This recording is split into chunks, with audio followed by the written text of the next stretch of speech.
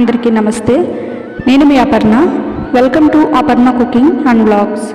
ఈరోజు మన రెసిపీ వచ్చేసి చేపల కర్రీ ఎలా రెడీ చేసుకోవాలైతే చూసేద్దాం. ఎక్కడ కూడా స్కిప్ చేయకుండా ఫుల్ వీడియో చూసేయండి. ముందుగా మనం చేపల కర్రీ రెడీ చేసుకోవడానికి 2 ఉల్లిపాయలు తీసుకుని మెత్తగా మనం పేస్ట్ చేసుకోవాలి. తర్వాత ఒక ప్యాన్ పెట్టుకుని ఆయిల్ వేసుకోవాలి. చూడండి, ఈ విధంగా ఆయిల్ వేసుకోవాలి.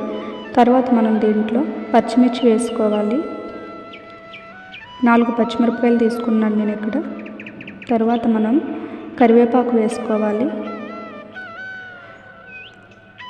తర్వాత ముందుగా రెడీ చేసి పెట్టుకున్న ఉల్లిపాయ పేస్ట్ వేసుకోవాలి. ఇవన్నీ కూడా బాగా కలపాలి ఒకసారి.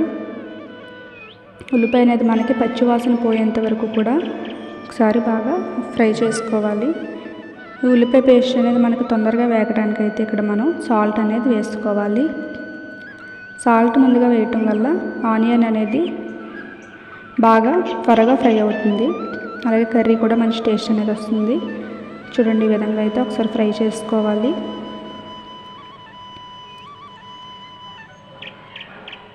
ఒకసారి మూత పెట్టుకుందాము.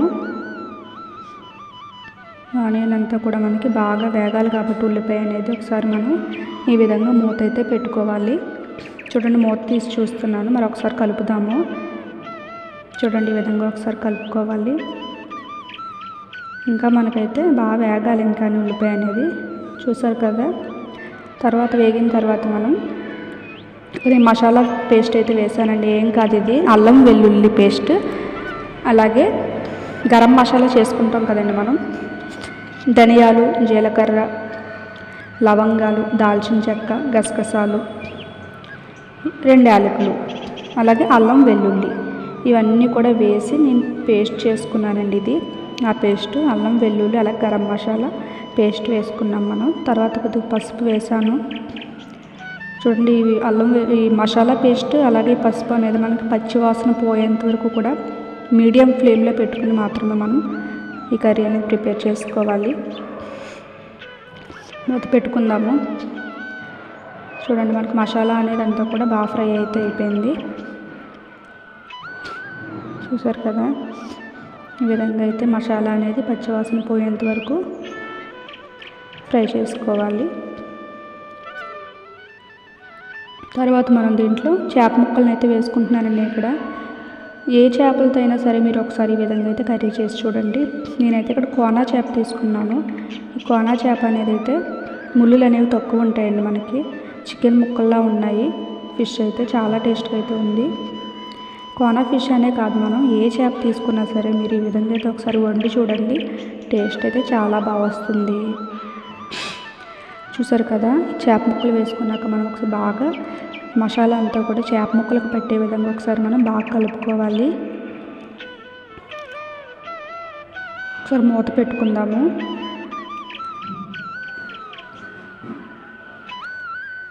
చూడండి, ఒకసారి మూత తీసి చూద్దాము. చూసారు కదా, మంచి స్మెల్ అయితే వస్తుందండి కర్రీ అనేది. ఈ విధంగా అయితే మనం ఒకసారి మళ్ళీ కలుపుకోవాలి.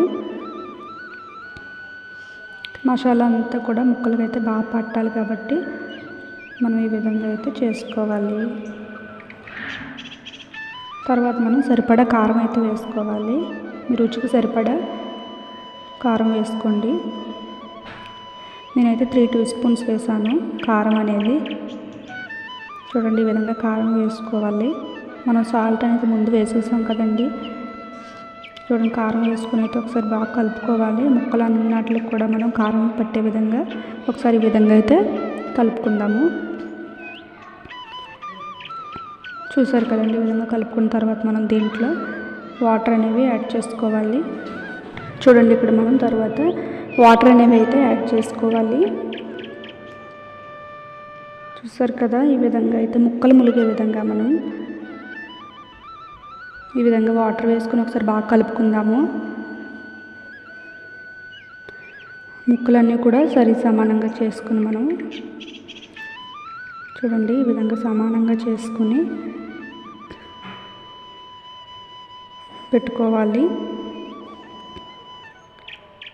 ముక్కలన్నీ కూడా మనకి బాగా ఉడకాలి కాబట్టి ఒకసారి మూత అనేది పెట్టుకుందాము. చూడడం తర్వాత చూస్తే మనకి కర్రీ అనేది అయితే దగ్గరికి అయిపోయింది. చూసారు కదా, గ్రేవీ అనేది కొంచెం దగ్గరికి అవ్వాలి మనకి.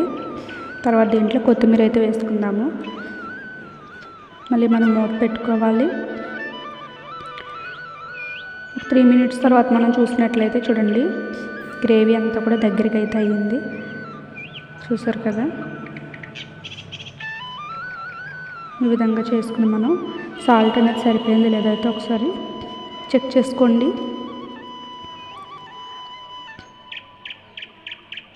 ఈ విధంగా నేను చెప్పిన మసాలా అయితే వేసి ఒకసారి మీరు ఈ చేపల కర్రీ అనేది చేసి చూడండి ఫ్రెండ్స్, చాలా టేస్ట్గా అయితే వచ్చింది. చూసారు కదా, అలాగే వీడియో చూసి మీరు కూడా కర్రీ అనేది ట్రై చేయండి. మీకు ఎలా వచ్చిందో అయితే నాకు కామెంట్ సెక్షన్లో అయితే కామెంట్ చేయండి. అలాగే ఈ రెసిపీ మీకు నచ్చినట్లయితే లైక్ చేయండి. అలాగే మీ ఫ్రెండ్స్ అండ్ రిలేటివ్స్కి ఈ వీడియోని షేర్ చేయండి. అలాగే మరిన్ని మంచి రెసిపీస్ కోసం మన ఛానల్ అయితే సబ్స్క్రైబ్ చేయడం మాత్రం మర్చిపోకండి. సబ్స్క్రైబ్ చేసి పక్కన ఉన్న బెల్ సింబల్ని క్లిక్ చేయండి. నేను పెట్టి ప్రతి వీడియో నోటిఫికేషన్ కూడా మీకు వస్తుంది. సబ్స్క్రైబ్ చేసి సపోర్ట్ చేయండి.